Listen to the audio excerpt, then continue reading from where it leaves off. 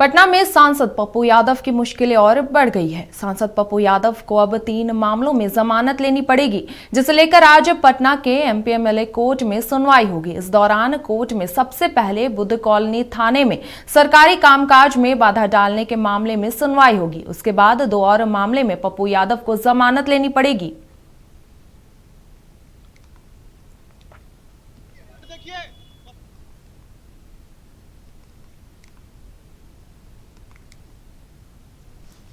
मैं आपको खबर बता रहे हैं, जहां पटना में नीट छात्रा की मौत मामले में सीबीआई की एंट्री हो गई है। सीबीआई ने केस को टेक ओवर करते हुए अज्ञात लोगों के खिलाफ मामला दर्ज कर लिया है।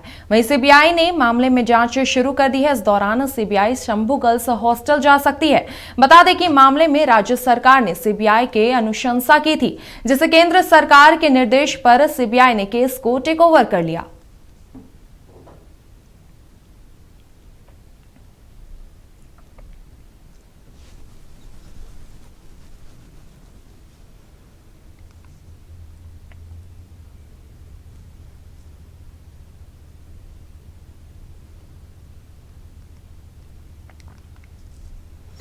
और बिहार की इन्हीं खबरों पर अधिक जानकारी के साथ बिहार स्टेट हेड मरगूब हमारे साथ जुड़ गए हैं। जी मरगूब, पटना में सांसद पप्पू यादव की मुश्किलें बढ़ गई है, इस पर क्या कुछ अधिक जानकारी है आपके पास, वो हमें बता दें।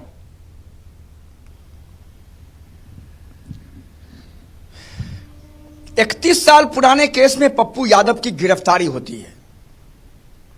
उनकी तबीयत खराब होती है, उनका इलाज कराया जाता है, 2 हॉस्पिटल में जांच होती है। उसके बाद उन्हें बेऊर जेल भेज दिया जाता है। न्यायालय के आदेश पर वो जुडिशियल कस्टडी में है। उसके बाद उन्हें कोर्ट में पेश किया जाता है। कोर्ट में थ्रेट हो जाता है। उस दिन उनकी जमानत याचिका पर सुनवाई नहीं होती है, अगले दिन होती है और उन्हें 31 साल पुराने केस में जमानत मिल जाती है। लेकिन मुश्किलें बढ़ती जा रही है स्टेप बाय स्टेप। पहले एक केस में उनको रिमांड पर लिया गया। बुद्धा कॉलोनी थाना क्षेत्र में उनके खिलाफ मामला दर्ज हुआ था कि उनके समर्थकों ने पुलिस के साथ धक्का मुक्की की, सरकारी कामकाज में बाधा डाला, पुलिस के साथ दुर्व्यवहार किया। उस मामले में जब उन्हें बेल के लिए प्रे किया, जब उस मामले में सुनवाई शुरू हुई, उसी दौरान 2 और मामले पुलिस ने उनके खिलाफ लगाए हैं, जिन पर वो रिमांड पर है। और दोनों कोतवाली थाना क्षेत्र का मामला है। दोनों मामले में फिलहाल अब पुलिस उन्हें रिमांड पर ले।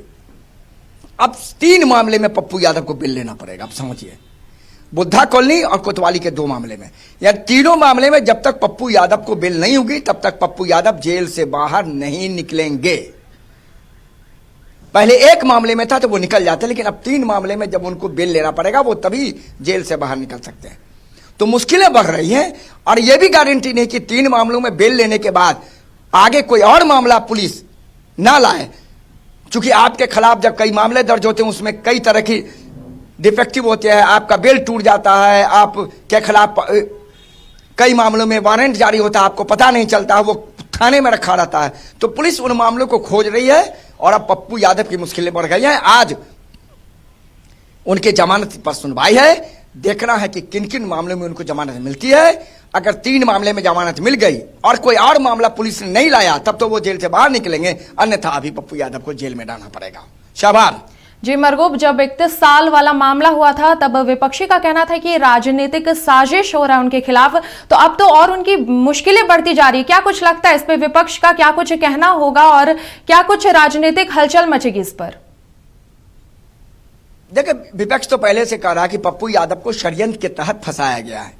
नीट छात्रा मामले में पप्पू यादव ने जो बड़े खुलासे किए, उस खुलासे से सरकार घबरा गई। उस खुलासे से पुलिस घबरा गई और सरकार ने पुलिस को निर्देश दिया और पुलिस सरकार के निर्देश पर काम कर रही है। तो स्वाभाविक सी बात है। देखिए, आप अगर किसी को स्पेस देंगे सहवार, तो स्वाभाविक बात है उस स्पेस में लोग जाने की कोशिश करेंगे।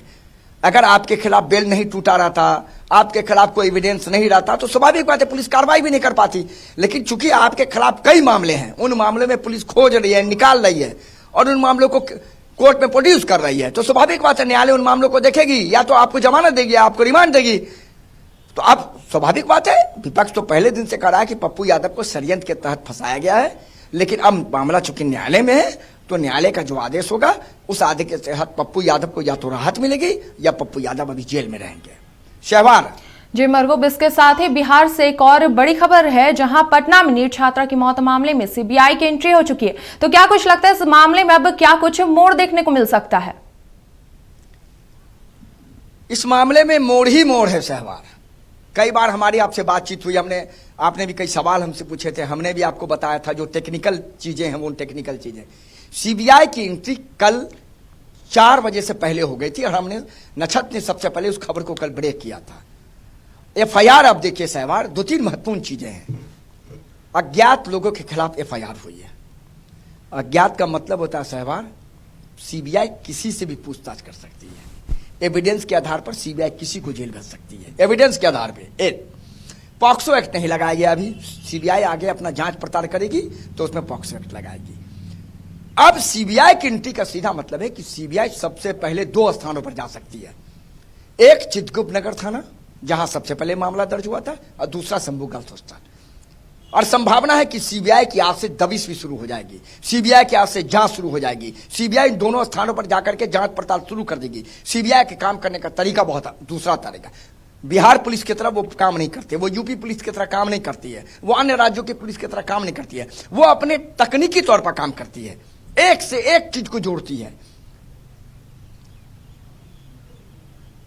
व्हाट्सएप चैट, कॉल डिटेल, कब किससे बातचीत हुई, कौन कहां गया, कौन कौन लड़की से मिला था, कौन कौन पीड़िता से मिला था, उन सभी चीजों को वो जांच पड़ताल करना शुरू करेगी और उसके बाद उस कड़ी को जोड़ेगी।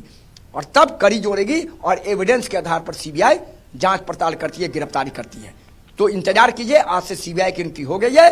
सीबीआई आज से जांच में जुट जाएगी। सभी तरह के कागजात जो है वो एसआईटी सीबीआई ले लेगी। और लेने के बाद आज से शंभू गर्ल्स हॉस्टल, चित्रगुप्त नगर थाना के साथ साथ अन्य स्थानों पर सीबीआई की दबिश, सीबीआई की कार्रवाई शुरू हो जाएगी। तो फिलहाल निश्चित तौर पर 10 बजे दिन के बाद संभावना इस बात की है कि सीबीआई आज शंभू गर्ल्स हॉस्टल के साथ साथ चित्रगुप्त नगर थाना जाएगी और मामले में आज से तफ्तीश शुरू कर देगी। देखना है कि इस पूरे मामले में सीबीआई की जांच में क्या क्या खुलासे होते हैं, क्या क्या निकल करके सामने आते हैं, कौन से लोग हैं और किस तरीके से ये पूरा मामला आया। क्योंकि जिस तरीके से बिहार पुलिस की तफ्तीश हुई उस पर परिजन ने सवाल उठाए, उस पर विपक्ष ने सवाल उठाया और अंततः सरकार को सीबीआई जांच की अनुशंसा करने पड़ी। 12 दिन के बाद ही आखिरकार केंद्र सरकार के निर्देश पर सीबीआई ने टेक ओवर कर लिया केस और आज से सीबीआई की जांच शुरू होने जा रही है। शहवार जी मरगूब, चलिए बहुत बहुत धन्यवाद हमारे साथ जुड़ने के लिए और ये तमाम जानकारी हमारे साथ साझा करने के लिए।